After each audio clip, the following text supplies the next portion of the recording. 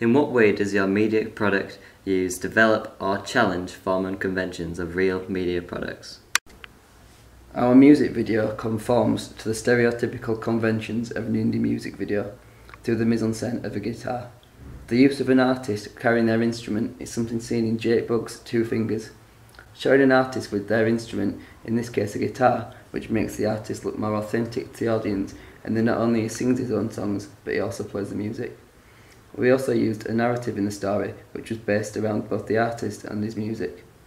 Usually, having a video based around the artist's personality is considered fairly mainstream, such as in Justin Bieber's Beauty and the Beat, but our narrative is very focused around the music of the artist within his personality, which is very similar to the work of Ed Sheeran. Part of the mise-en-scène we used was kindly asking our actor to grow a beard. A beard can often be seen on an indie artist. The beard was made to look working class.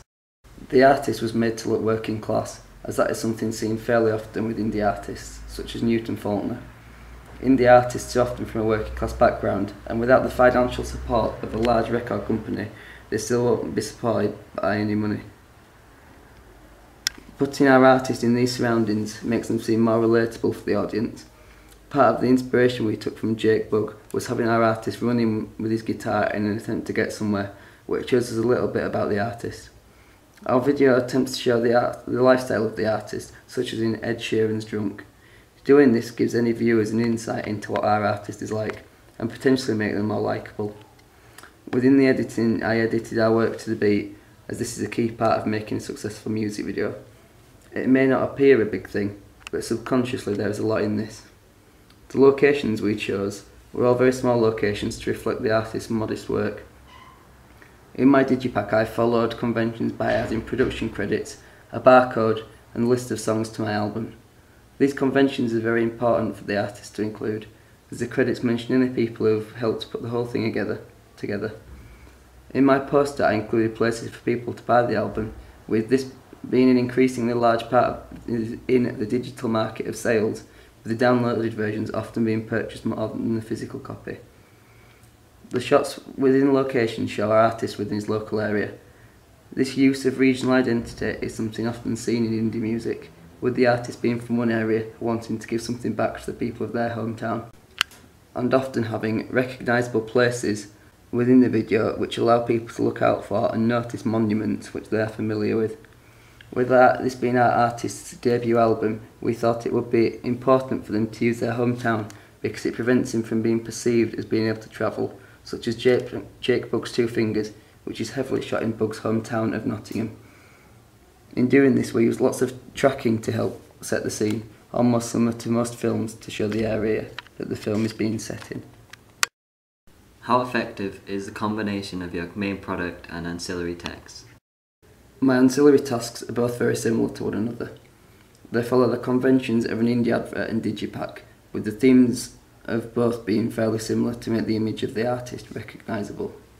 The conventions of an indie album are to show the artist to make them known to the people who are wanting to buy their album. Even with indie artists who don't follow conventions as much, such as Foster the People who use cartoon images in their singles and albums, they still have a recurring theme through the use of their font. The font in their digipacks is always the same, in keeping with the band's image. My album advert keeps with the typical conventions of a magazine advert by using the same image as the initial digipack with its advertising. Having this in the advert makes the image very relatable, and once someone has seen this image they immediately know what they're looking at Joel Baker. The font is very similar and gives the artist a specific approach to the album. Joel is wearing clothes which are very similar to in our video, Further Than Feelings. With Further Than Feelings being the title track of our album, I decided it would be best for him to wear the same clothes in a similar location to where the video was filmed to allow the artist to maintain his image. The use of the guitar in the digipack relates to our artist. His image in the video by showing that he plays his own instruments and that the guitar is a large part of his lifestyle. The use of a website for our artist provides people interested in more modes of media to be able to find out information about Joel.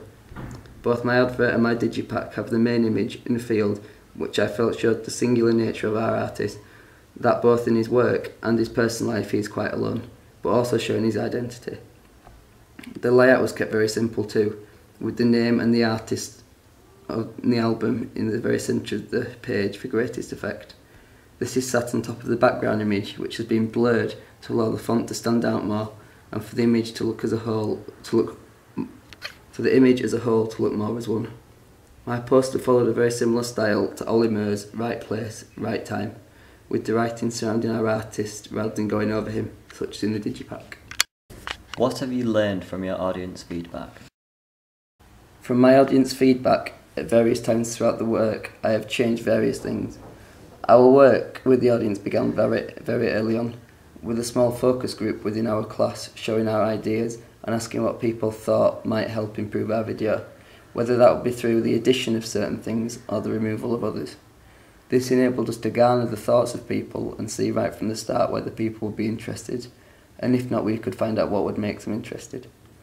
They also confirmed that our choice of song was a song which they liked. Speaking to our audience at later dates through the course of making the video gave us ideas for some shots, such as the shot of the two characters on the swing enjoying themselves, which contrasts with the later video on the swing with the girl leaving Joel. The music video was initially very colour corrected, and through listening to various people's thoughts, we changed this to a much more subtle approach. We also learnt from our feedback that people thought more shots of our artist performing in the street would help to make the video look much better and show the artist's more natural side in his habitat. I had to change the middle pages as I realised from my feedback that my CD was on the wrong panel, meaning I had to reverse the photograph. Something that was also noted was that by my notes on the artist I should have a type of writing which makes it look like the artist has signed it, rather than just a plain font. This was something that I noted from looking at other albums, and I was able to find a suitable font. Our audience also suggested to us that our initial colour correction was too extreme. This was noted, and I was able to make the effect look a lot more subtle than it previously had been. How did you use media technologies in the construction and research, planning and evaluation stages? Throughout this project, we have used several different forms of technology in different parts of our project. We have used YouTube for research on our videos. YouTube is a vital resource for researching videos with a large library of things on the website.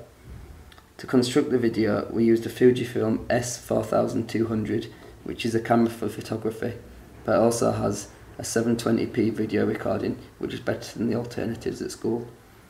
To make sure we could keep these shots steady, we used a tripod. This came at a slight disadvantage as we could only use the tripod for shots if the camera was to stay still. If the camera had been moving, which it did for a few of our early ideas, it would have required a Steadicam, something which is used in professional videos. During the editing, we used Sony Vegas to edit our video. Sony Vegas offers basic level cutting and effects for what we needed to do. I used the colour correcting to enhance the colours and bring them out more, but one of the main things I did was to change a setting on the rate of the playback of the clip to make it look like time was going very quickly. One other thing we did in the editing was to change the opacity of clips and overlay, such as when our two characters are both on the bridge, making it look like the girl disappears from our artist's life. We also used blogs to write up all the work so that we could document it and keep on track. It also enabled the teacher we have to know that work had been done without having to check and ask us all using up time.